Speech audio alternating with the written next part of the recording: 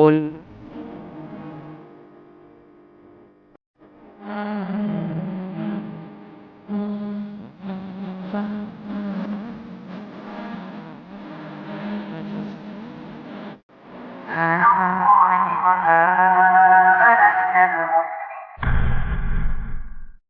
Bismillahirrahmanirrahim. Assalamualaikum warahmatullahi wabarakatuh.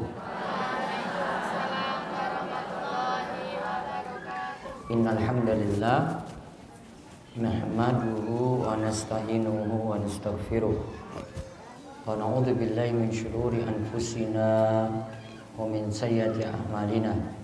May yahdihillahu fala mudhillalah wa may yudlil fala hadiyalah. Wa asyhadu an la ilaha illallah wahdahu la syarikalah wa asyhadu anna Muhammadan abduhu wa rasuluh. Allahumma salli ala nabiyyina Muhammad wa ala alihi wa man tabi'ahum bi ihsan ila yaumiddin. Allahumma inna nas'aluka al-jannah wa na'udzu bika minan nar. Puji syukur kita panjatkan pada Allah. Selawat dan salam mungkin senantiasa tercurah pada junjungan kita Nabi besar Nabi Agung Muhammad sallallahu alaihi wasallam. Baik, pada kesempatan sore hari ini 9 Rajab 1440 Hijriah kita ngaji kembali dengan mengawali pembacaan zikir pagi petang. Dibuka bukunya terlebih dahulu. Ayo.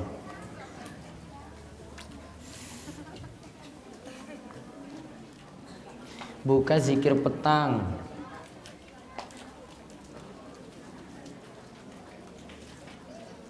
Halaman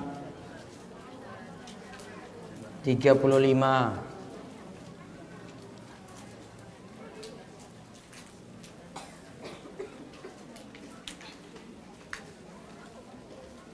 Sudah sering dibaca belum, Bu? Sampun? Pun hafal? Oh iya. Dereng hafal. Namun yang penting baca nggih. Untuk tiang sepuh tulisannya terlalu kecil loh. Nggih. Ngangge lup. Tuh. Langsung.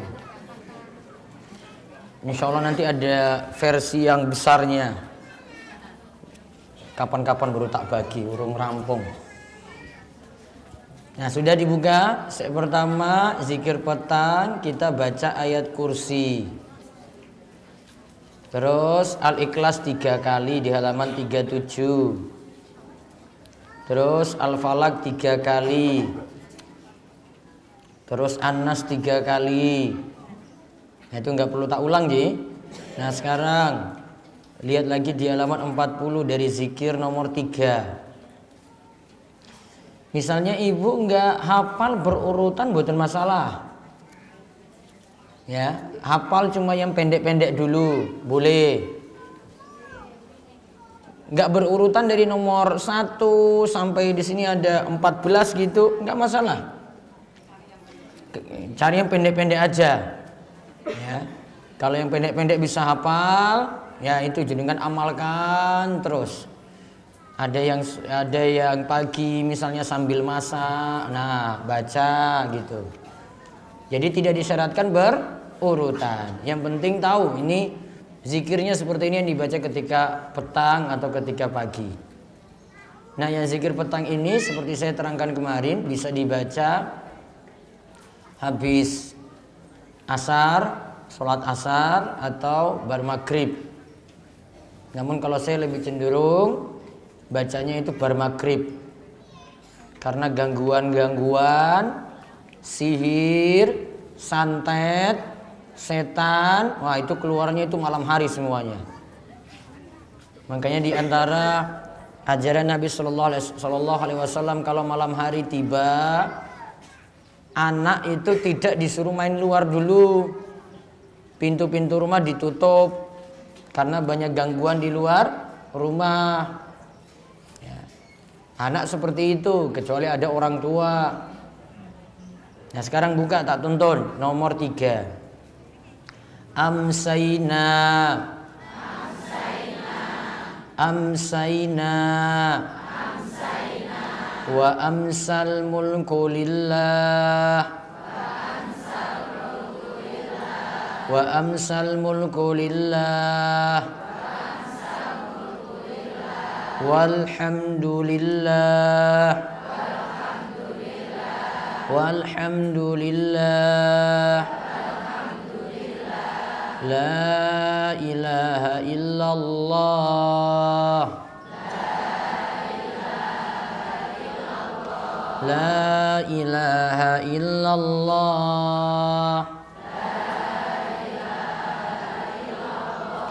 Wahdahu la syarika lah.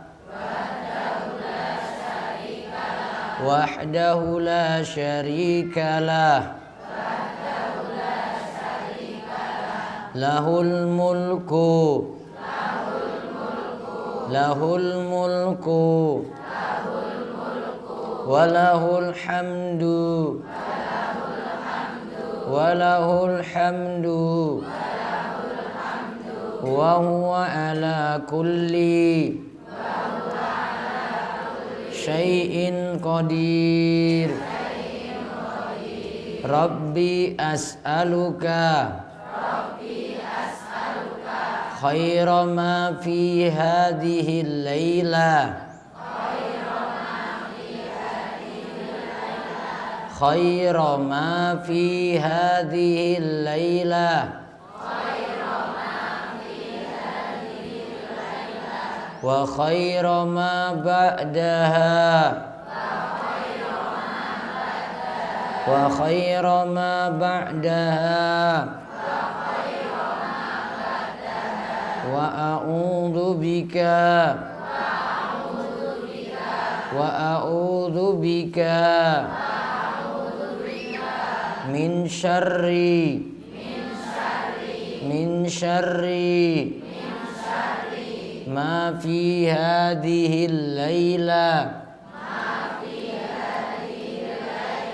Ma fi hadhihi al-laila. Wa syarri ma ba'daha. Wa syarri ma ba'daha.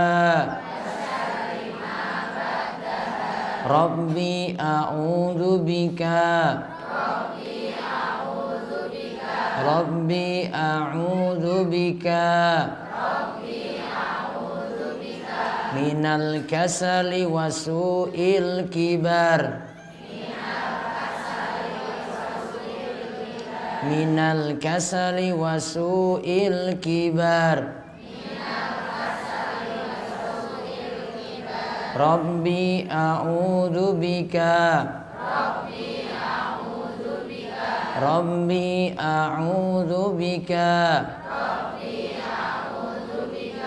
Min adzabin finnari. Min adzabin finnari.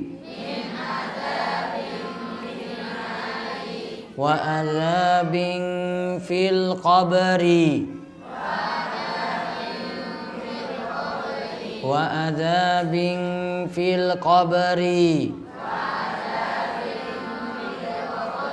Yang itu baca 1 kali. Lihat nomor 4 lagi. Allahumma bika amsayna. Allahumma bika amsayna. Wa bika asbahna.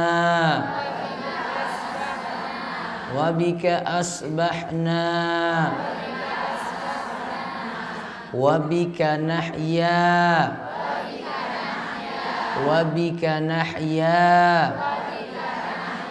Wa bika namutu.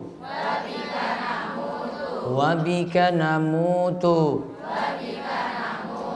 Wa ilaikal masir. wa ilaikal masir. Nah, itu dibaca 1 kali.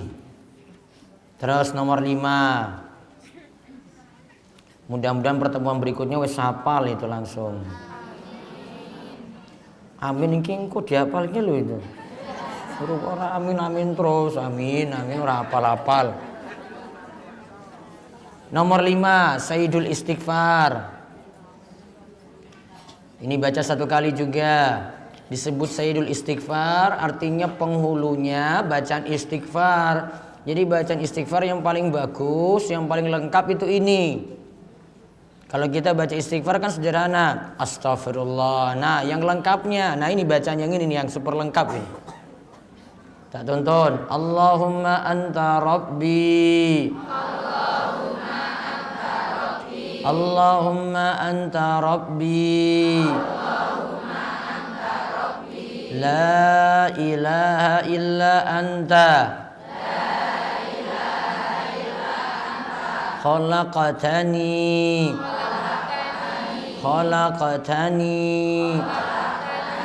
wa ana abduka wa ana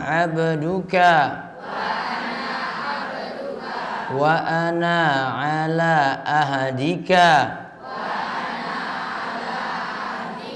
wa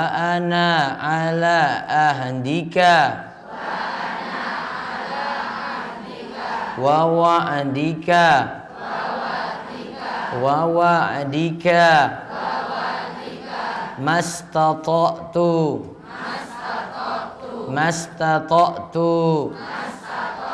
a'udzu bika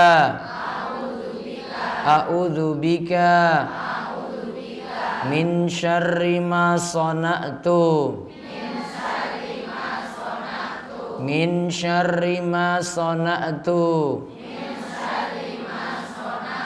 abu'u laka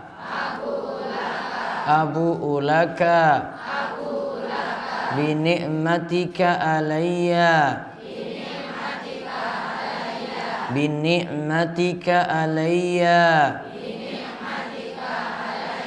wa abu'u bi dzambi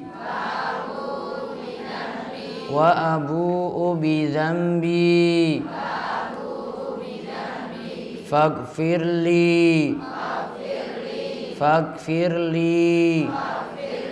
fa innahu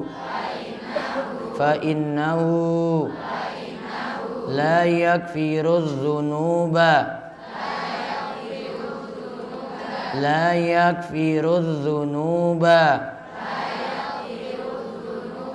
illa anta.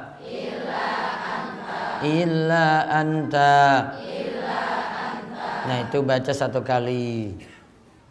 Tambah lagi yang ke-6. Main orang nganggur. Ya, 6 lagi. Sudah? Allahumma inni amsaitu.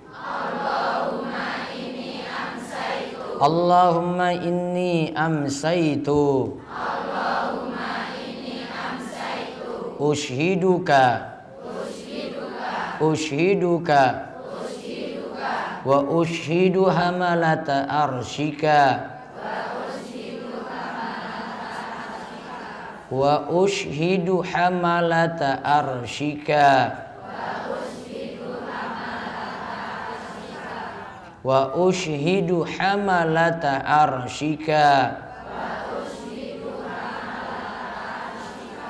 wa malaikataka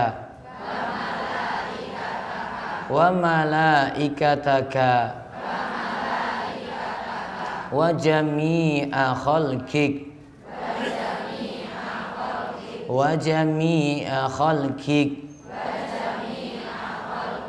annaka antallahu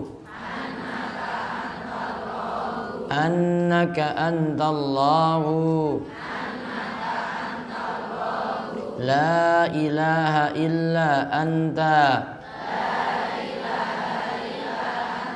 wahdaka la syarika lak wa anna Muhammadan abduka wa rasuluk wa anna Muhammadan abduka wa rasuluk. Nah, yang nomor 6 ini baca 4 kali. Faedahnya apa? Barang siapa mengucapkan zikir ini ketika pagi dan petang sebanyak 4 kali, Allah akan membebaskan dirinya dari siksa neraka. Ya, berapa kali bacanya tadi?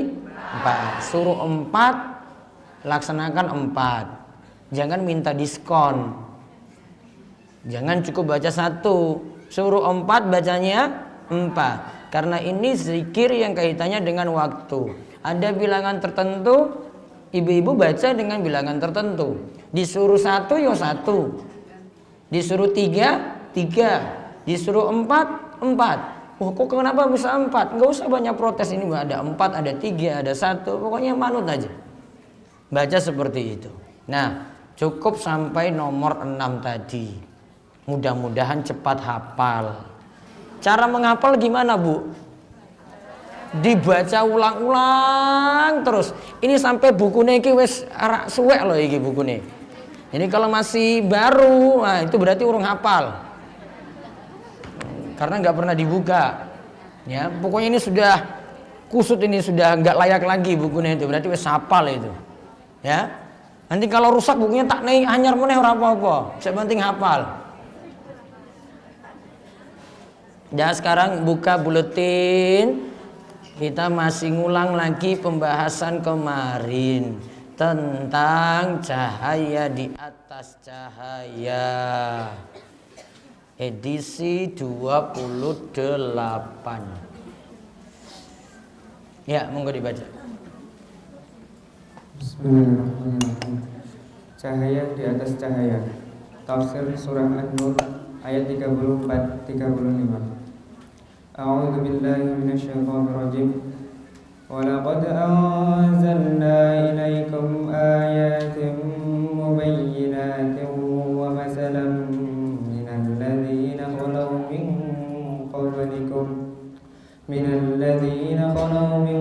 qablikum wa maw'idatan lil muttaqin. Allahu nurus samawati wal ardh. مثل نوره كمشكاة فيها مصباح. المصباح في زجاجة.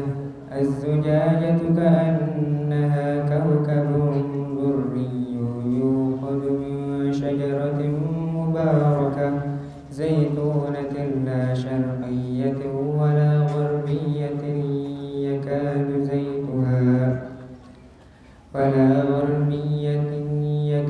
زيتها يضيء ولو لم تمسسه نار نور على نور يهدي الله لنوره من يشاء ويضرب الله الأمثال للناس والله بكل شيء عليم.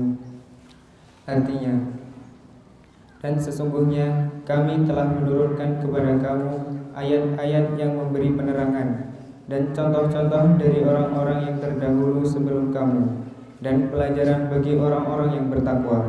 Allah pemberi cahaya kepada langit dan bumi. Perumpamaan cahaya Allah adalah seperti sebuah lubang yang tak tembus, yang di dalamnya ada pelita besar.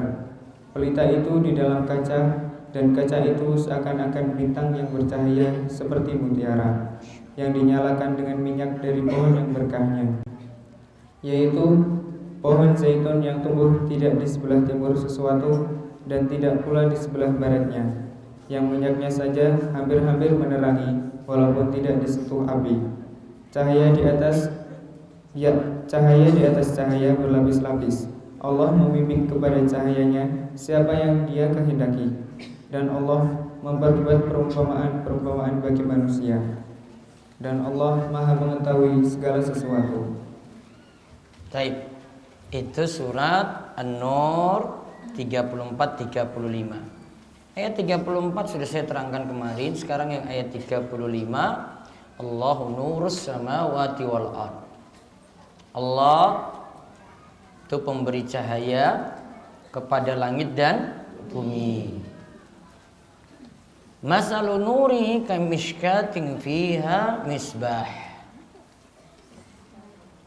Di mana perumpamaan cahaya Allah adalah seperti sebuah lubang. Ada lubang yang tak tembus. Kemudian fiha misbah. Di dalamnya ada pelita besar. Kalau pelita di masa silam itu dari api, jadi ada api yang dinyalakan. Oleh karena itu Nabi SAW itu pernah menerangkan dalam sebuah hadis, karena kejadian dulu beberapa sahabat di kota Madinah rumahnya terbakar gara-gara pelita. Maka Nabi SAW perintahkan kalau mau tidur matikan pelita terlebih dahulu, yaitu matikan misbah tadi. Matikan pelita terlebih dahulu. Apa tujuannya? Karena kalau dibiarkan tetap nyala api tadi, pelita yang dari api tadi, ada sesuatu kejadian, mungkin di situ ada tikus lewat atau apa, jatuhkan pelita tersebut, akhirnya api dengan minyak itu bisa membakar rumah. Namun apakah ini penerapannya saat ini? Dari hadis ini kita terapkan sebelum tidur itu mematikan lampu, yaitu lampu dari listrik. Wallahu alam, yang tepat hadis ini tidak dijadikan dalil. Syekh Muhammad bin Shalih Al-Utsaimin ketika menerangkan hadis ini di dalam penjelasan kitab Riyadhus Shalihin kurang menyetujui penyamaan pelita tadi dengan lampu listrik saat ini.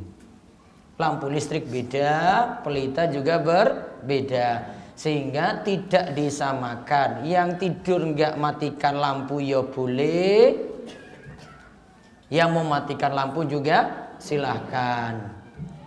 Dua-duanya boleh. Apakah jadi dosa saya nggak matikan lampu? Enggak masalah.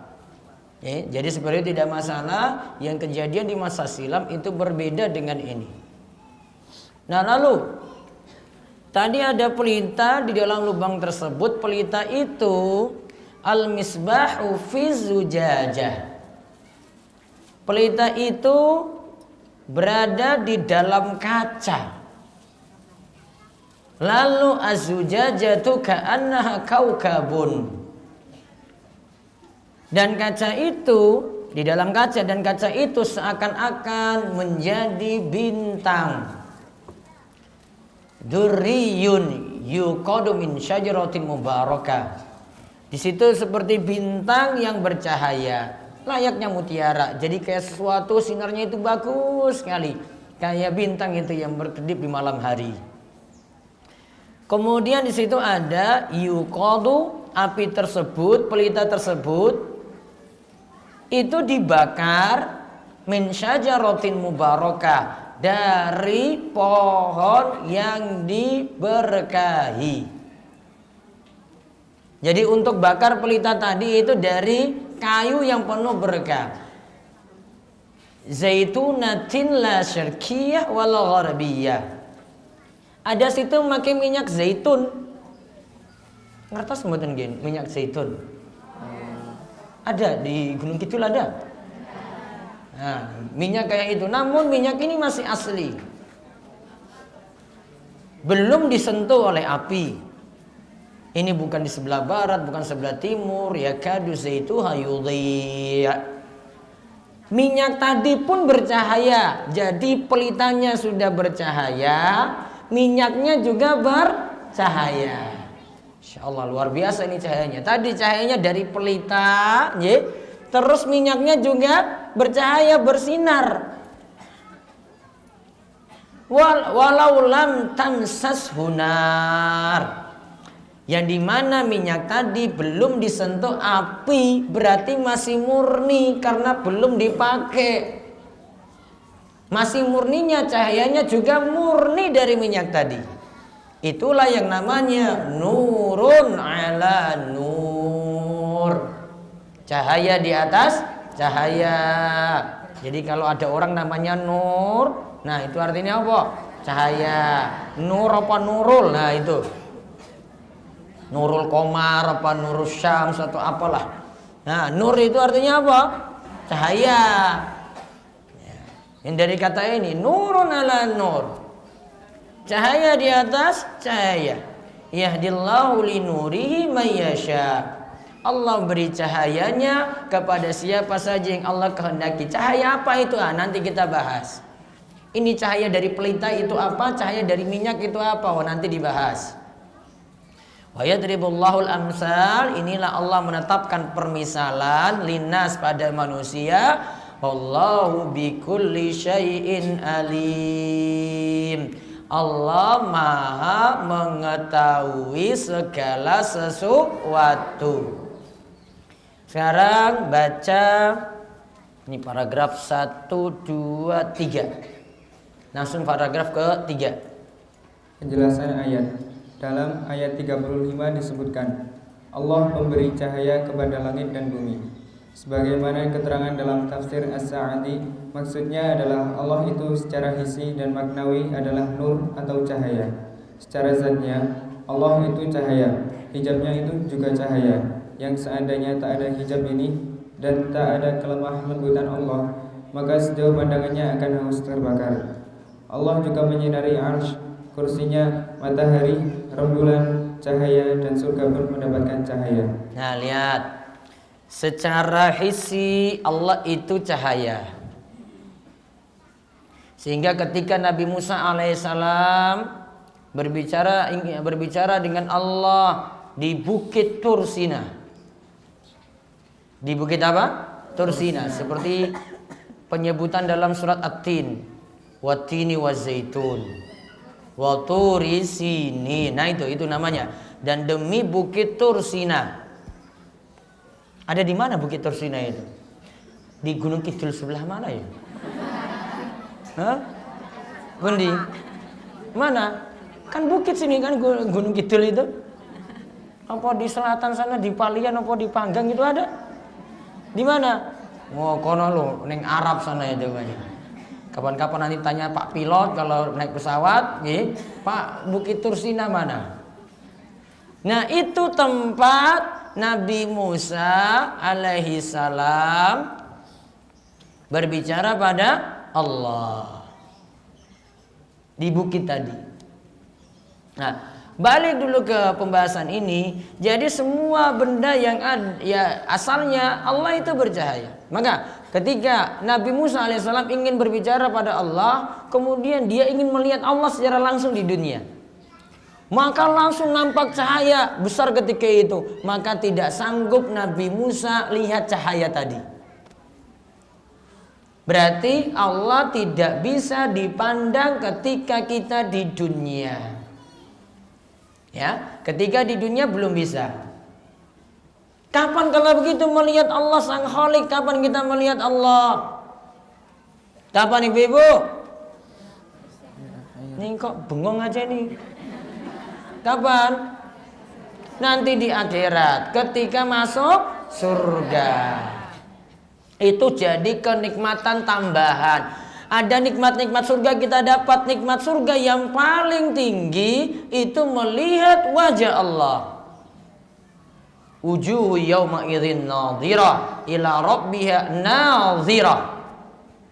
Dalam surat Al-Qiyamah dikatakan orang-orang beriman nanti pada hari kiamat wajahnya itu gembira.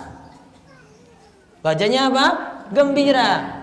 Kemudian mereka ketika itu melihat Allah secara langsung. Berarti hanya bisa dilihat oleh orang beriman nanti pada hari kiamat. Itu jadi kenikmatan tambahan ketika kita di surga. Karena Allah yang kita sembah ketika di dunia, kita yakin Allah itu ada, namun tidak pernah kita lihat. Maka Allah balas tadi, ini manusia ini sabar sekali, mau sholat terus. Ya kan, dibalas dengan apa? Melihat wajah Allah. nanti pada hari kiamat. Mudah-mudahan kita semua jadi orang yang berbahagia nanti di akhirat dan diberi kesempatan melihat wajah Allah yang sangat-sangat mulia. Nah, itu tadi namanya secara zat.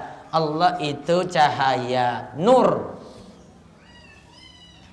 Ada secara maknawi. Ya. Kalau tadi secara zat sampai cahaya ini kalau nampak tadi ya Nabi Musa saja nggak sanggup lihat, segala sesuatu bisa terbakar. Cahaya ini Allah juga beri cahayanya kepada makhluk-makhluknya. Ada situ arsh. Arsh. Saya nggak mau terjemahkan singgasana. Bilang aja arsh. Arsh itu makhluk Allah yang paling besar. Di atas arsh tadi menetap tinggi Allah Subhanahu wa ta'ala. Ya, pokoknya seperti itu diyakini. Itu makhluk Allah yang paling tinggi. Di atas langit ketujuh. Langit berapa lapis? Bumi berapa lapis? 7 lapis juga. Allahul ladzi khalaqa sab'a samawati wa minal ardi mislahun. Allah menciptakan 7 lapis langit dan juga menciptakan 7 lapis bumi semisal itu pula. Berarti bumi ada berapa lapis? 7. Langit ada berapa lapis? 7. Lebih besar langit apa bumi? Kok sama? Coba lihat itu loh, lihat tuh langit. Lebih besar langit apa bumi? Jenengan jalan sampai ke Rongkap sana aja, langit masih kelihatan itu loh. Mau ke ujung dunia manapun itu masih ada itu. Iya toh? Kalau itu andai lebih kecil daripada bumi, toh langit lebih kecil daripada bumi, harusnya makin ke sana itu makin kecil juga. Makin kelihatan toh, oh ini langit kayak gini, ini enggak ada ujungnya itu loh. Betul enggak? Berarti lebih besar langit apa bumi? Langit. Terus manusia dibandingkan dengan langit apa coba besarnya? Ya Allah, kurcilik loh ini manusia. Langit dengan bumi itu saya sudah beda bandingannya toh. Nah sekarang langit dengan apa tadi? Manusia. Ya Allah, langit lihat ya kurcilik koyong ini kok ngeyel banget. Itulah, lihat langit itu dengan bumi aja sudah beda jauh, apalagi manusia dengan langit. Belum manusia dengan ars. Iya toh? Itu bandingannya kayak apa itu ars itu dengan manusia ya Allah, ini bukan kecil, bukan debu lagi itu. Di bawahnya debu loh mungkin itu. Orang kelas lah Bu. Nggak ada kelasnya. Malaikat Jibril saja Bu, malaikat Jibril itu punya 600 sayap. Satu sayap nutupi langit. Satu sayap nutupi langit. Coba malaikat Jibril lihat manusia itu, ya Allah. Iki wes wong gunung cilik meneh ngeyelnya kan ya Allah. Itu Jibril lihat itu gimana itu? Iya toh, punya berapa sayap tadi? 600. Sayapnya besarnya gimana tadi coba? Satu sayap nutupi ufuk, nutupi langit itu. Mau ngelan karo Jibril, arak nantang Jibril coba. Jibril datang diinjak-injak baru tahu rasa itu manusia itu. Belum lagi malaikat maut, iya toh? Belum lagi malaikat pemikul ars. Nah itu pernah saya cerita tentang malaikat pemikul ars. Apa dulu waktu saya sebut? Besarnya gimana dulu? Ibu-ibu, dulu tak sebut loh itu. Malaikat yang mikul ars itu besarnya gimana? Ya Allah, iki kalau mau tahu itu nanti jenengan kaget banget loh. Ini apa iki? Nah, dari kuping ini sampai sini, ini apa? Pundak. Iki jarak iki tekan kene loh Bu, 700 tahun perjalanan. Berapa? 700 tahun. Umur jenengan saja cuma 60. Itu nggak nyampe, itu tuh belum nyampe itu antara jarak ini ke sini. Kalau malaikat ars tuh lihat yang manusia lagi, ya Allah, itu sudah kecilnya bukan main, tuh dilihat kayak semut, lebih kecil daripada semut lagi. Namun paling sombong ya manusia. Ya toh? Yang paling kurang ajar juga manusia. Wes dinai opo-opo loh coba. Ya toh? Rizki dapat, wingi wes panen, iya toh? Nah, dapat apa-apa itu Allah beri semua itu, walaupun jenengan nggak sholat loh. Iya toh? Orang sholat kita tetap dapat rizki loh. Orang sholat ya iso panen tetap. Iya toh Bu? Apa semua yang panen kemarin itu ini sholat semua? Oh enggak. Walaupun enggak sholat itu tadi, dapat rizki enggak? Dapat. Namun dapat iman enggak? Enggak dapat iman. Cuma dapat rizki yang kaitannya dengan dunia saja. Paling ngeyel loh manusia itu. Sudah diberi macam-macam 24 jam non-stop. Jantungnya berdetak terus gratis loh. Nggak pakai alat-alat nih. Iya toh? Paru-parunya bernafas enak gitu. Pakai alat bantu nggak? Enggak. Itu bekerja gitu saja. Bisa bernafas, hidup udara seger, yo enak banget. Namun ada yang mau sholat, ada yang nggak mau sholat. Ada yang mau ngaji, banyak yang nggak ngaji. Ngeyelnya bukan main, coba lihat manusia. Baru bandingkan tadi dengan makhluk-makhluk besar loh itu. Ya, belum itu baru makhluk ini baru makhluk, belum bandingkan dengan Allah. Allah itu Allahu Akbar. Allah Maha Besar. Itu ars. Ada kursinya lagi. Sudah ada ars, ada kursinya lagi. Itu makhluk besar juga. Kursi itu tempat berbijaknya kaki Allah Subhanahu wa ta'ala. Kursi bandingannya dengan ars itu seperti cincin dilemparkan di padang pasir. Saking besarnya. Ya, seperti cincin yang dilemparkan di padang pasir. Nih cincin cuma kecil, padang pasir itu luas sekali. Nah, bandingannya kayak gitu antara kursi dengan ars. Terus ada matahari. Matahari cahaya juga, ini Allah yang beri cahaya. Rembulan juga demikian. Kemudian cahaya sendiri yang kita dapat itu juga dari Allah. Dan surga pun mendapatkan cahaya. Surga itu tidak ada istilah gelap. Surga itu tidak ada istilah malamnya. Karena kalau ada gelap berarti butuh apa? Lampu. Kalau di dunia listrik, iya toh? Masa di surga mati listrik, PLN-nya belum nyala gitu. Wah, itu di dunia aja ibu dapat masalah kayak gitu. Di surga nggak boleh kayak gitu. Harus semuanya serba sempurna. Surga itu hanya bercahaya saja. Nah, terus lanjutannya lagi. Ada juga maknanya adalah nur secara maknawi. Ada juga maknanya adalah nur secara maknawi. Maknanya kitab Allah adalah cahaya, syariatnya adalah cahaya, iman dan makrifah para rasul dan orang beriman adalah cahaya. Seandainya Allah tidak memberikan cahaya ini, maka kita dibiarkan dalam keadaan zulumat atau gelap gulita. Maka orang yang tidak beriman itu berada dalam keadaan zulumat. Zulumat itu apa? Kegelapan. Ya. Siapa saja yang tidak mendapatkan cahaya berarti tidak beriman, tidak yakini Allah, tidak mau mempercayai Al-Quran, tidak mau menjalankan kitab Al-Quran, berarti dia berada dalam keadaan zulumat, dalam kegelapan. Terus lanjutan ayatnya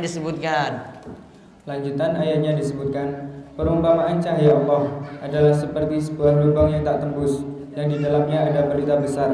Pelita itu di dalam kaca, dan kaca itu seakan-akan bintang yang bercahaya seperti mutiara, yang dinyalakan dengan minyak dari pohon yang berkahnya, yaitu pohon zaitun yang tumbuh tidak di sebelah timur sesuatu dan tidak pula di sebelah baratnya, yang minyaknya saja hampir-hampir menerangi, walaupun tidak disentuh api. Cahaya di atas cahaya berlapis-lapis. Nur ala nur, maksudnya adalah cahayanya berasal dari api dan berasal dari minyaknya itu sendiri. Nah, ini kalau punya lentera atau apa tadi pelita itu ada apinya berarti sumber cahaya. Terus ada minyaknya. Kalau di sini jelaskan minyaknya pun bercahaya. Nah, ini permisalan untuk apa? Coba lihat di bawahnya. Ini permisalan untuk siapa? Ada beberapa pendapat dalam hal ini sebagaimana disebutkan oleh Ibnu Jauzi dalam Zad al-Masir. Yang pertama, yang dimaksud adalah cahaya Muhammad. Lubang yang dimaksud adalah dalam tubuh Rasulullah Sallallahu Alaihi Wasallam. Pelita yang dimaksud adalah pelita hati Muhammad. Kaca yang dimaksud adalah hatinya. Beliau berasal dari tanaman yang penuh berkah, yaitu berasal dari Nabi Ibrahim alaihissalam. Alasannya pula, kebanyakan nabi merupakan keturunan dari Nabi Ibrahim alaihissalam, tidak dari timur maupun barat, yaitu tidak Yahudi dan Nasrani. Muhammad Sallallahu Alaihi Wasallam menerangkan pada manusia bahwa ia adalah seorang nabi walaupun ia tidak pandai bicara. Nabi SAW itu seorang nabi walaupun tidak pandai berbicara. Artinya Nabi SAW secara khusus tidak bisa baca tulis. Jadi, kenapa tidak bisa baca tulis? Wah, beliau dijaga dari ini karena demi kemurnian wahyu, biar wahyu dari Allah itu tidak dianggap dibuat-buat. Nabi keadaannya seperti itu. Soalnya kalau Nabi itu bisa baca, bisa tulis, wahyu bisa dibuat-buat. Al-Quran itu bisa saja dari Nabi Muhammad SAW. Nah, lihat di sini.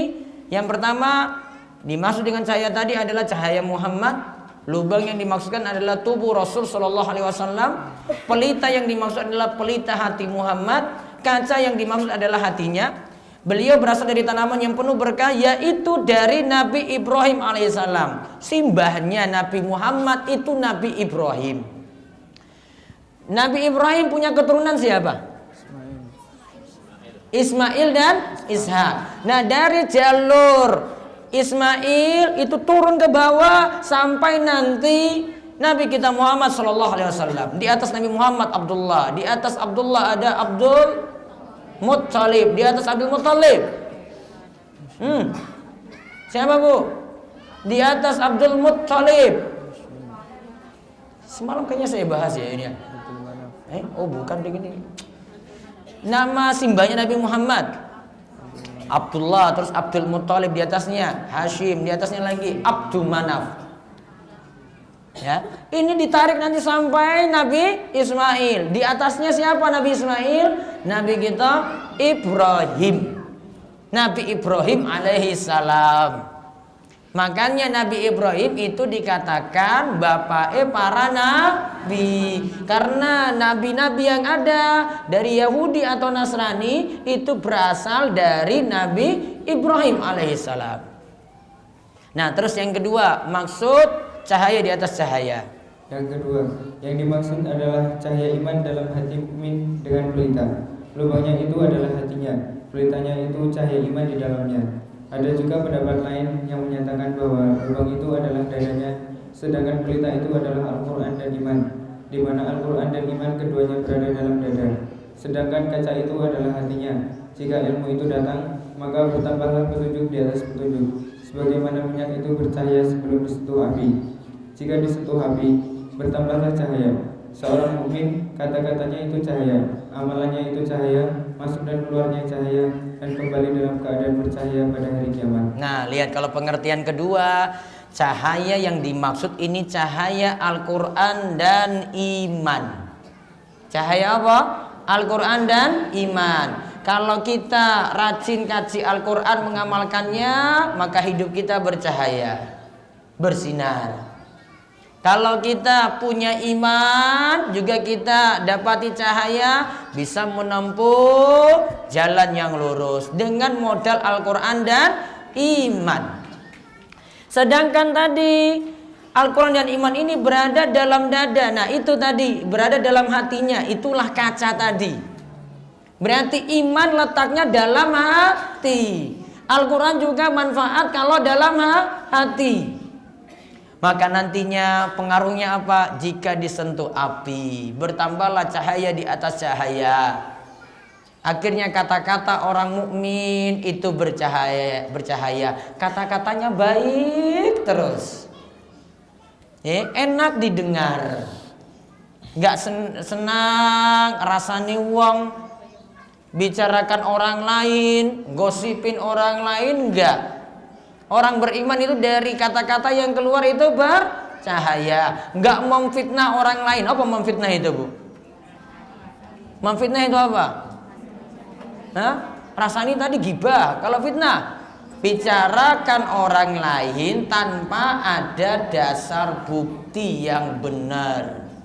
Orangnya difitnah, dibicarakan yang tidak benar. Ghibah dosa besar, fitnah orang juga dosa besar. Nah, dari mulutnya ini keluar yang baik-baik, itu pengaruh. Amalannya juga amalan yang baik-baik, tidak keluar amalan yang jelek. Amalannya itu ikhlas, amalannya itu manut pada tuntunan. Karena tadi keluar dari orang yang berpegang pada Al-Quran, orang itu beriman. Segala sesuatu yang masuk dan keluar dari dirinya cahaya semuanya.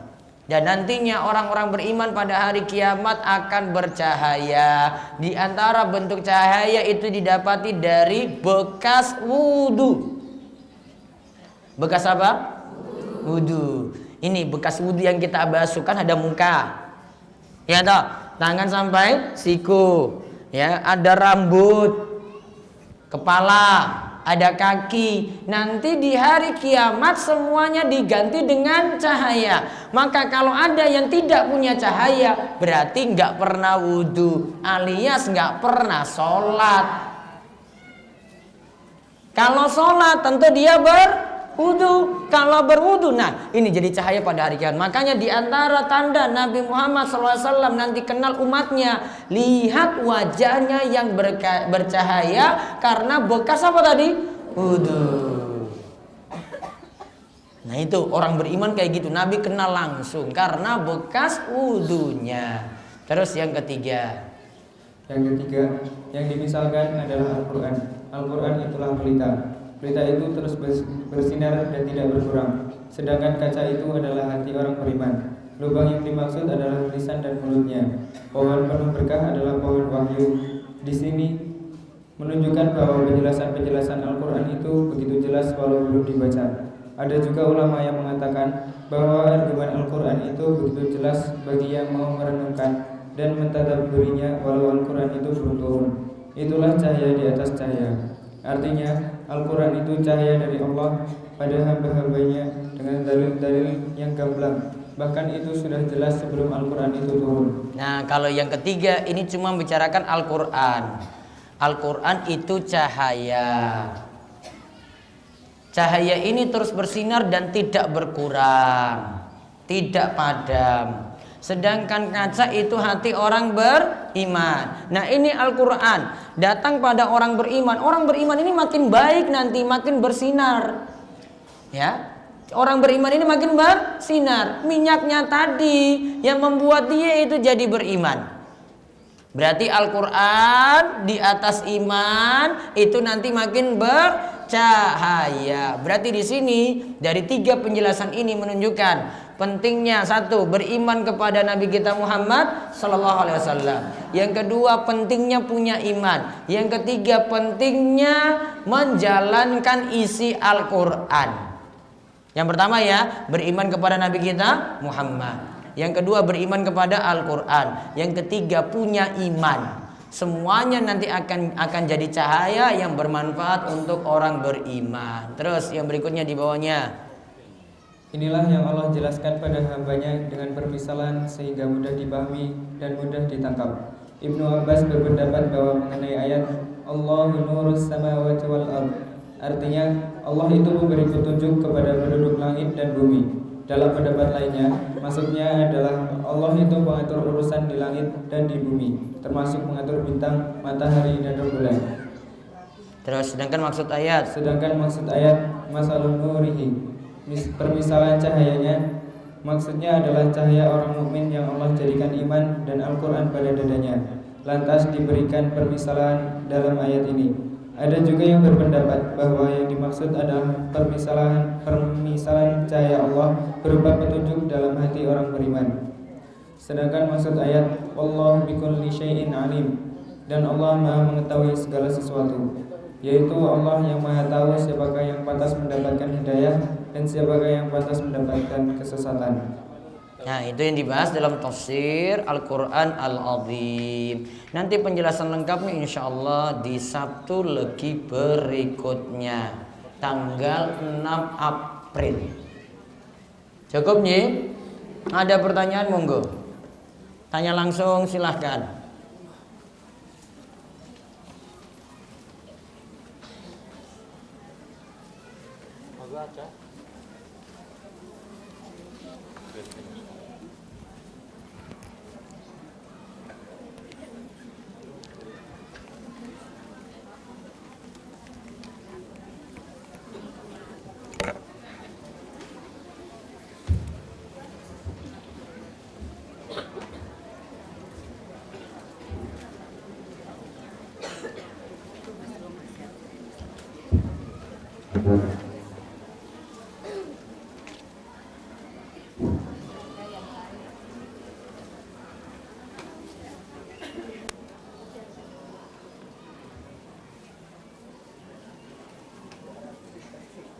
Ada?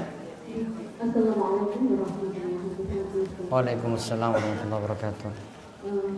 Saya mau bertanya tentang cara pakai zikir bersama. Dan setelah sholat subuh itu kita membaca ayat kursi, kemudian al-ikhlas, al-falaq, al-nasbihah. Kemudian setelah itu kalau dilanjutkan dengan zikir pagi, apakah kita mengulang dengan membaca ayat kursi lagi seperti itu? Baiknya diulang lagi. Zikir bar sholat dibaca sendiri, zikir pagi petang dibaca sendiri. Bagusnya tidak digabungkan dengan zikir sholat, biar pahalanya tambah banyak. Dan waktunya itu harus selalu gitu ya? Iya, setelah baca zikir ba'da sholat, nah sudah rampung, mau doa silakan. Setelah itu nanti baru baca zikir pagi atau zikir petangnya, boleh. Jadi setelah sholat maghrib langsung disambung. Iya, setelah sholat maghrib baca zikir petang, lalu setelah itu setelah sholat maghrib itu baca zikir ba'da sholat, baru setelah itu baca zikir petang. Waalaikumsalam warahmatullahi wabarakatuh. Ada lagi? Oke, monggo.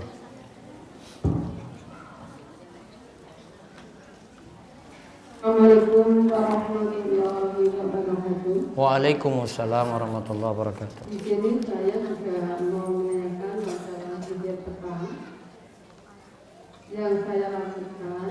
Bagaimana nanti ini benar atau salah? Menjelang sholat maghrib, sesudah saya menyiapkan untuk nanti keperluan habis maghrib,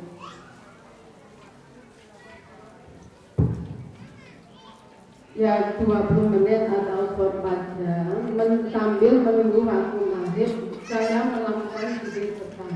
Bagaimana ini, apakah benar?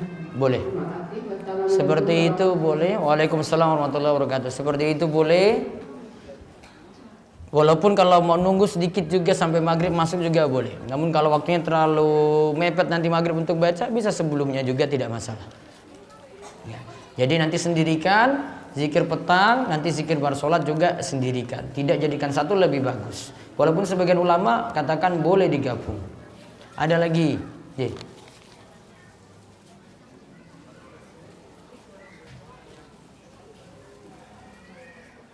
Assalamualaikum warahmatullahi wabarakatuh. Waalaikumsalam warahmatullahi wabarakatuh.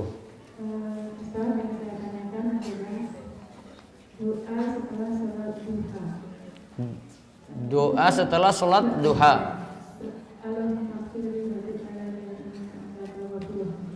Allahumma gfirli wa tub alayya innaka antat tawwabur rahim. 100 kali. 100 kali. Misalnya, tadi kan kita bilang bahwa yang berbilang itu memang harus dilakukan. Maksudnya 100 kali harus 100 kali, misalnya 4 kali harus 4 kali.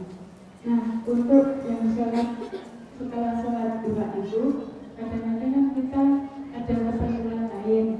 Nah itu ada boleh nggak sambil misalnya setelah sholat itu baru 50, tapi itu kan mengambil perjalanan. Itu digenapi boleh saja. Boleh saja. Nyicil berarti. Nyicil. Pertama bar sholat duha langsung 50, ya belum diselesaikan, ya dah. Terus nanti tambah lagi, wah slow lagi, tambah 50 lagi, boleh. Atau sambil aktivitas juga boleh. Oh, gitu. Satu lagi maaf Ustaz. Itu kan katanya yang saya tahu dari dekat itu bahwa sholat duha itu 15 menit setelah Matahari terbit. Oh gitu. Jadi saya yang salah. Saya menafsirkannya setelah subuh. Boten.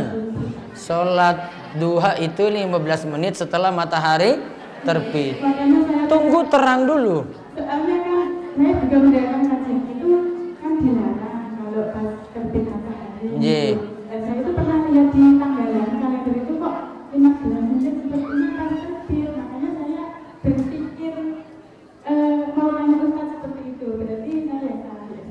Yang tepat 15 menit setelah matahari terbit. Sudah mulai waktu sholat duha. Jadi terima kasih. Wassalamualaikum warahmatullahi wabarakatuh. Waalaikumsalam warahmatullahi wabarakatuh. Ada lagi? Iya.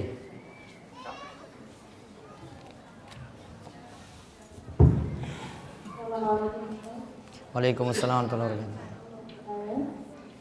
Mohon dijelaskan yang contohnya hukuman yang nyatanya sangat mengerikan yang bisa kita lihat secara nyata di dunia ini bagi orang-orang yang suka memakan riba. Hukuman nyata untuk orang-orang yang suka makan riba. Mau lihat langsung? Kayak apa ya? Iya, pengen ya. Ntar saya pernah ada kisah ini. Mobil khusus. Iya, pengen lihat langsung ya Pak ini. Susah ini. Karena belum tentu dapat di dunia juga, bisa jadi ditunda. Namun yang jelas gini, kalau dia makan riba, di antara wujud siksanya itu adalah satu, rizkinya nggak berkah. Punya rizki ada terus, uang itu ada terus. Namun kok ada saja habis terus, entah anaknya berobat, yang ini juga berobat, macam-macam. Padahal penghasilannya banyak, habis gitu saja. Bisa jadi bentuknya dia dapat penyakit berat di akhir-akhir hidupnya, mati ini sulit juga. Bisa jadi kayak begitu. Ya, intinya nggak makan riba biar aman. Daripada jenengan nanti nunggu nanti wujud nyatanya sebelum mati nanti. Nista mana antara makan riba dengan zina? Sama-sama parah. Ya, sama-sama parah. Terus di sini lafaz zikir yang paling baik la ilaha illallah. Afdhalul zikri la ilaha illallah. Zikir yang paling bagus adalah kalimat la ilaha illallah. Cukup. Baik. Di sini belum ada keterangan zikir setelah sholat tahajud. Apakah ada zikir yang dituntunkan setelah sholat tahajud? Oh, di buku ini ya, nggak ada. Mau ditambahkan, yo nanti tak tambah. Setelah sholat duha tadi, Allahumma firli wa tub alayya innaka anta tawwabur rahim. Setelah sholat tahajud nggak ada. Namun setelah sholat witir ada. Bar sholat witir baca subhanal malikil quddus, subhanal malikil quddus, subhanal malikil quddus, rabbil malaikati warruh. Satu. Zikir pertama. Zikir kedua, setelah sholat witir juga, Allahumma inni a'udzu biridhaka min sakhatik wa bi mu'afatika min 'uqubatik wa a'udzu bika minka la uhsi sana'an 'alaik anta kama asnaita ala nafsik. Itu ada setelah witir. Adapun zikir khusus setelah sholat tahajudnya enggak. Antara sholat tahajud juga tidak ada. Yang ada nanti setelah sholat witir. Ustadz, apakah cahaya atau nur iman itu pasti datang sebelum ajal tiba? Ingat Bu, cahaya ini enggak mesti kayak jenengan punya lampu gitu di dalam tubuh gitu, atau di belakang jenengan itu ada cahaya gitu, enggak. Cahaya ini penuntun. Jadi intinya dengan iman hidup kita mudah gitu. Diberi petunjuk terus. Itu bukan cahaya yang harus badan kita itu jadi terang gitu, enggak mesti punya wujud.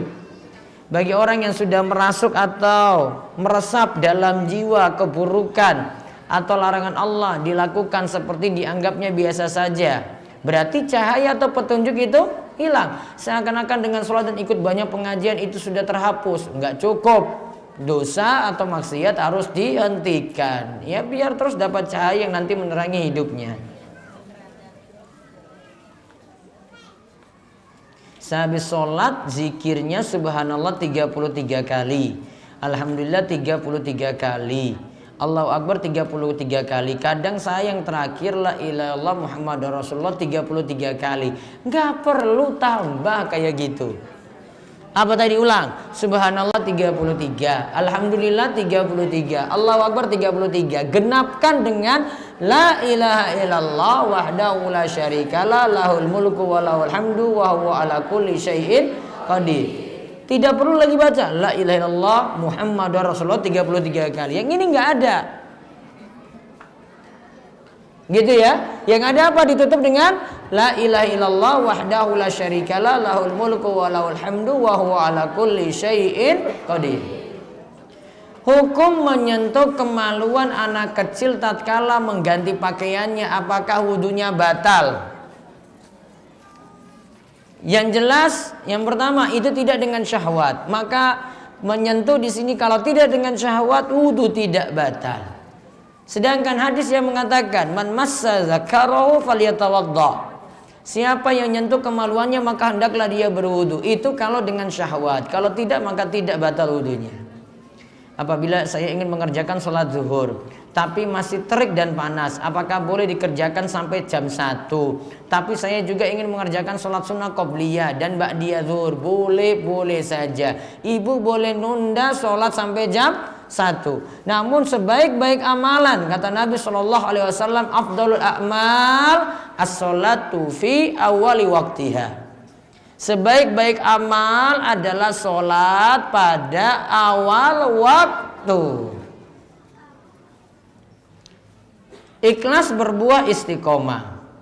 Istiqomah berbuah husnul khotimah. Mohon dijelaskan. Kita ikhlas di sini adalah amalan apapun pokoknya cari ridho Allah. Bukan cari komentar orang. Bukan cari ridho manusia. Amalannya dijaga baik, ikhlas terus. Ya, kata para ulama, makana lillahi yabqa. Segala sesuatu yang ikhlas karena Allah maka itu langgeng, pasti akan kekal. Oh, berarti mudah istiqomah. Mudah istiqomah, insya Allah akan dapat husnul khotimah.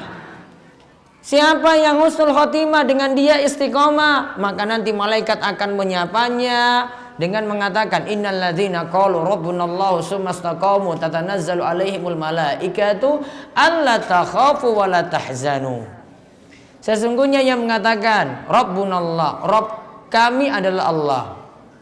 Lalu istiqomah sampai mati, jaga terus keimanannya sampai mati. Maka ada malaikat yang nanti menemuinya, entah menemuinya ketika sakratul maut atau menemuinya nanti ketika di alam kubur. Ia katakan la takhafu wa la tahzanu, jangan takut dan janganlah bersedih hati. Seperti itu nanti malaikatnya akan datang. Apabila mendapat beasiswa, apakah uang tersebut juga harus dizakatkan atau disedekahkan 2,5% atau bebas? Disedekahkan bisa, jumlahnya bebas, tidak mesti 2,5%. Dia dapat beasiswa 1 juta, dia cuma kasih untuk sedekah 50.000, boleh. Tidak disyaratkan harus dengan besaran 2,5%. Karena uang beasiswa itu khusus sebagai uang saku, karena juga sudah dibebaskan. Tidak keluarkan itu juga kalau punya kebutuhan nggak masalah. Ini juga tidak dizakati. Zakat punya syarat tertentu. Ana sering baca Al-Quran, tapi belum bisa memahami artinya. Bagaimana seharusnya Ustadz? Kalau nggak bisa paham arti, baca Al-Quran plus terjemahan Al-Quran. Kalau mau lebih dalami lagi, kuasai bahasa Arab. Ustadz mau tanya, apakah ada riwayat atau dalil tentang diperbolehkannya mengusap wudhu atau malah tidak diperbolehkan? Terima kasih. Apa ini? Mengusap wudhu. Oh, setelah wudhu kemudian dilap tadi, boleh. Mau lap dengan handuk boleh, mau lap dengan keringkan juga dibolehkan. Tidak ada dalil larangan. Cuma Rasulullah SAW pernah ketika sehabis wudhu, beliau ditawarkan oleh istrinya itu handuk atau kain, beliau nolak. Ya, beliau menolak. Bukan berarti nggak boleh, bisa jadi satu. Nabi SAW khawatir ini ada kotoran di situ. Yang kedua, beliau ingin bersihkan sendiri, keringkan sendiri dengan tangan beliau. Dan menolaknya handuk di sini bukan jadi terlarang memakai handuk setelah wudhu. Apa hukum jual beli pakaian dengan dua akad secara bersamaan? Misal, saya jual pakaian kepada konsumen, kalau dibayar kontan 10.000. Kalau mau dikredit harganya jadi 20.000. Boleh nggak, Bu? Bertambahnya waktu konsekuensinya bertambahnya biaya. Nunggu itu mesti ada tambahan lagi. Seperti ini sah-sah saja selama pembayarannya tidak libatkan pihak ketiga. Cuma jenengan dengan penjual saja, tidak melibatkan pihak ketiga. Boleh-boleh saja. Ustadz, apakah ada larangan wanita hamil membunuh binatang? Bahkan kadang ada yang mempercayai suaminya pun tidak boleh membunuh binatang, serangga sekalipun. Tidak ada larangan. Boleh nggak bunuh hewan? Boleh. Suaminya boleh juga nggak nemu hewan gitu yang berbahaya terus dibunuh, boleh nggak? Boleh-boleh saja, tidak ada larangan. Bolehkah membunuh ular di dalam rumah? Bagaimana kalau telah terlanjur membunuh? Tidak masalah. Masalahnya apa kalau bunuh? Takut? Ya takut ya suruh orang yang nggak takut. Nggak ada masalah. Apakah menggunakan tasbih sebagai alat bantu hitung pas zikir tidak dibenarkan? Apakah menengadahkan tangan saat berdoa, mengusap wajah setelah berdoa termasuk bid'ah? 1. Pakai biji tasbih. Biji tasbih ya. Subhanallah, subhanallah, subhanallah. Pakai biji tasbih tadi. Masih dibolehkan oleh sebagian ulama seperti Ibnu Taimiyah. Yang tidak boleh biji tasbih di sini dijadikan ajang pamer. Apalagi dia pakai biji tasbihnya besar terus dikalungkan di lehernya kemudian keluar pergi ke masjid. Masya Allah, orang ini luar biasa rajin zikir. Cari pujian, nggak boleh. Apa dasarnya dibolehkan? Dikatakan oleh Ibnu Taimiyah, dulu di antara istri-istri Nabi Shallallahu Alaihi Wasallam hitung zikirnya pakai kerikil. Maka ini dijadikan dasar dibolehkannya. Sehingga seperti itu tidak masalah. Namun afdolnya zikir dihitung pakai apa? Jari jemari. Karena jari ini nanti jadi saksi pada hari kiamat. Zikir ini dihitung pakai jari jemari. Nanti jari kita ini jadi saksi pada hari kiamat. Terus mengadakan tangan saat berdoa boleh. Angkat tangan seperti ini boleh. Bahkan disunahkan. Bahkan ini jalan mudah terkabulnya doa. Mengusap wajah setelah selesai berdoa. Gitu ya. Apa kabeh saat ini? Sa'awae gitu kabeh gitu kan sikil. Atau cuma muka saja. Tidak ada tuntunan. Hadisnya dhaif, maka tidak perlu diamalkan. Terus gimana? Nah ini berdoa ya. Sudah turunkan saja selesai. Ya, alhamdulillahirabbil alamin, sudah. Tidak perlu diusap. Hadisnya dhaif. Pak Ustadz, ada penjual gorengan yang pinjam uang sama saya. Ketika mengembalikannya dia sambil bawa gorengan. Apakah saya terkena riba? Nah, gorengan tadi bonus untuk panjenengan. Yang penting tidak disyaratkan di awal. Boleh nggak dimakan? Boleh. Yang salah kalau sejak awal pinjam, Bu, jenengan besok kalau kembalikan ini pokoknya bawa gorengan 1 kilo. Enggak mau, saya enggak mau kasih pinjam. Nah, ini baru dia kasih syarat, berarti riba. Kalau tidak ada syarat, tidak riba. Bonus halalan thayyiban. Apakah seorang yang beragama Islam kalau dimintai tolong mengantarkan orang ke tempat ibadah, ini orang ke tempat ibadah orang kafir, diperbolehkan atau tidak? Tidak boleh. Wala ta'awanu 'alal ismi wal udwan. Jangan tolong menolong dalam dosa dan melampaui batas. Apakah sholat witir boleh dilakukan sebelum tidur? Abu Bakar lakukan sholat witirnya sebelum tidur. Abu Hurairah diwasiatkan oleh Kanjeng Nabi lakukan sholat witir sebelum tidur. Berarti boleh. Apakah zikir boleh? Tidak diucapkan tetapi di dalam hati. Zikir itu dibaca minimal mulutnya qomat kamit. Gimana mulut qomat kamit coba? Ada la ilaha illallah. Nah, minimal mulutnya qomat kamit. Kalau cuma mingkem saja,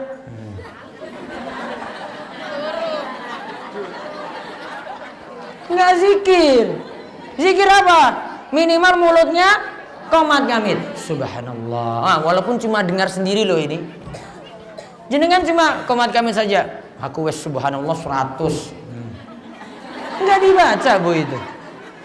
Sama seperti Al-Fatihah disuruh baca minimal mulutnya apa? Qomat kamit. Ibu sholat sendirian baca surat Al-Fatihah. Nah, mulutnya itu gerak gini. Bukan diam saja. Bukan diam-diam tiba-tiba sudah iki wis ning batin iki amin. Ora dianggap. Yang dianggap minimal mulutnya apa, Bu? Qomat kamit. Kalau ada orang yang meninggal dunia karena gantung diri. Wah, ini katanya di pelayan kemarin ini gantung diri menah iki ya. Ya Allah, iki kok senang sekali toh Pak ini ya. Mana-mana bukan hanya di pelayan aja ini. Wah, dipanggang kayak mau dirongkok, mau ditepus Tanjung Sari. Pokoknya bunuh diri ini. Apakah kita tidak boleh takziah? Boleh-boleh saja. Bahkan dia lebih butuh doa karena punya kesalahan. Jenengan datang situ terus doakan tadi.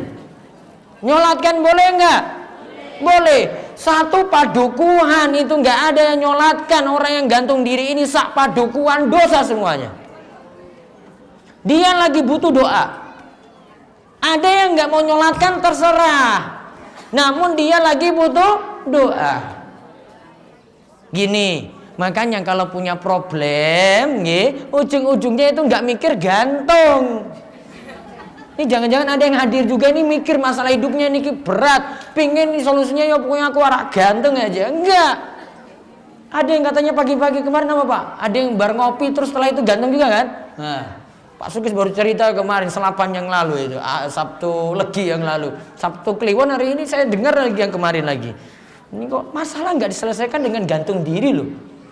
Orang yang gantung diri nantinya pada hari kiamat akan disiksa sesuai keadaan dia gantung itu kayak gimana. Kalau dia naik ke tempat yang tinggi, tingginya itu 30 meter coba, terus dia lompat jatuh, maka hari kiamat nanti dia disuruh lompat kayak gitu juga.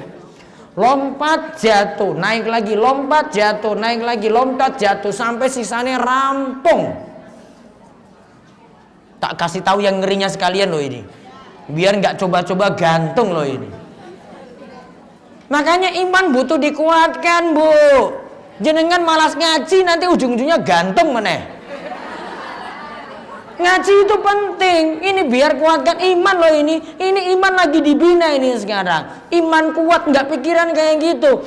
Pas jenengan nggak ngaji-ngaji setahun orang ngaji, tunggu aja. Ya. Solusinya itu ngaji. Nah, ngaji terus walaupun datang ngaji disuruh hafal zikir petang orang hafal-hafal, orang masalah. Ini lagi bina iman dulu loh ini. Paham Ibu-ibu?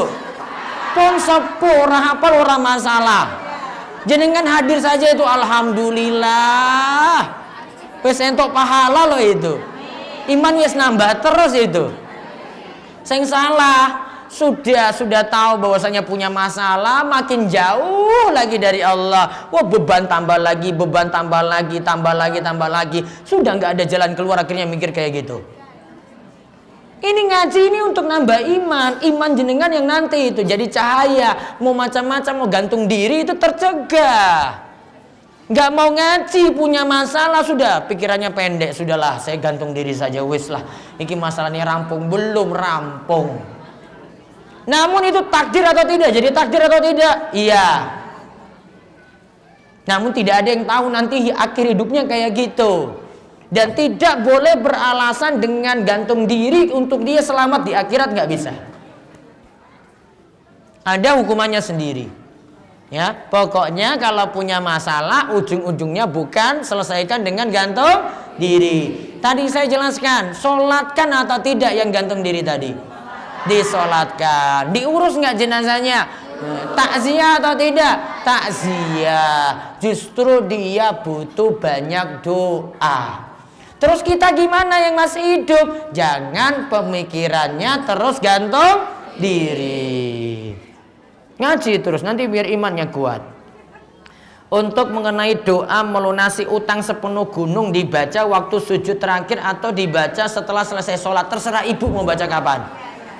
Apalagi punya utang banyak. Apa kemarin doanya? Allahumma kfini bihalalika an haramik wa agnini bifadlika amman siwa. Coba dibaca serengan. Allahumma kfini bihalalika an haramik wa agnini bifadlika amman siwak. Nah, punya masalah itu banyak-banyak doa loh. Orang mikir gantung terus. Ini baca doa ini. Masalah saya punya utang berat nih. Allahumma kfini bihalalika an haramik wa aghnini bifadlika amman siwa. Selesai, Allah akan mudahkan. Makin jauh dari Allah ya sudah, Allah itu makin tinggalkan kita lagi. Gitu ya ibu-ibu ya? Masih mau pikiran gantung lagi? Ngaji. Biar imannya kuat. Walaupun gak hafal-hafal. Pelan nanti, saya tuntun pelan terus biar jenengan itu hafal tadi zikir-zikir kayak gitu nanti, biar bisa menolong nanti, Allah berikan pertolongan terus. Nah demikian wonten pengumuman besok nanti malam untuk warga Garis sekitarnya bisa hadir di Balai Desa Tegalrejo, bakdo ngisa, pengaosan ya, bisa dihadiri juga untuk umum. Terus besok pagi wonten pengaosan di Masjid Al Ikhlas, bahas kitab Bulughul Maram tentang adab silaturahim. Jam 6:30 sampai 6:30. Jam 8 sampai selesai untuk warga Palian Kale Saptosari dan juga yang lainnya bisa hadir di Masjid Baitur Rahim Karangduet Palian ya, untuk pengawasan rutin setiap Ahad Legi. Jadi bisa hadir untuk pengawasan 3 tadi. Demikian, mugi-mugi manfaat. Allah terus memberikan kita taufik dan hidayah untuk terus tambah taat, untuk terus jauhi maksiat, dan mugi-mugi kita diberikan keistiqomahan. Kita tutup kalian doa kafaratul majelis, monggo. Subhanakallahumma bihamdika asyhadu an la ilaha illa anta astaghfiruka wa atubu ilaik. Assalamualaikum warahmatullahi wabarakatuh.